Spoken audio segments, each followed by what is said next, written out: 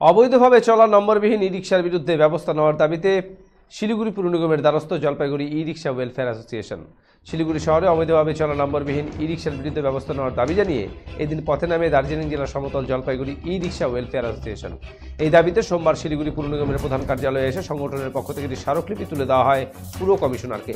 সংগঠনের দাবি, দিনের পর দিন শিলিগুড়ি শহরে ই রিকশা শোরুমগুলি থেকে প্রতিদিন ই রিকশা বিক্রি হচ্ছে, এর ফলে শহরে যানজট বাড়ছে। পাশাপাশি সংগঠনের পক্ষ থেকে দাবি তোলা হয় শহরে যে সমস্ত নম্বরবিহীন অবৈধ ই রিকশাগুলি রয়েছে তার বিরুদ্ধে ব্যবস্থা গ্রহণ করতে হবে পুর নিগমকে।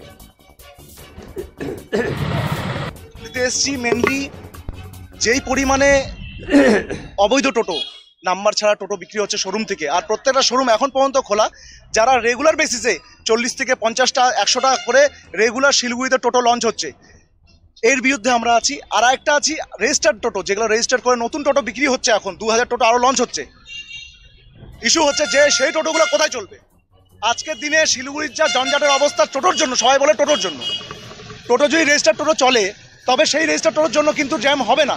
এটা আনরেজিস্টার্ড টোটো যেগুলো চলছে এখানে কন্টিনিউয়াসলি আপনি দেখবেন, আপনিও দেখবেন রাস্তার মধ্যে দাঁড়িয়ে আছেন, কর্পোরেশনের সামনে অনেক প্রচুর পরিমাণে আনরেজিস্টার্ড গাড়ি চলে যাচ্ছে। তাদেরকে ছেড়ে দিয়ে রেজিস্টার্ড গাড়ির উপরে সম্পূর্ণ চালান করা হচ্ছে। প্রতি একটা ফিস দেওয়া উচিত। সেই নমিনাল ফিসটা কি 2 লাখ টাকা? আমি তো মানছি না 2 লাখ টাকার নমিনাল ফিস হয়। এটা অনেক বড় হিউজ অ্যামাউন্ট।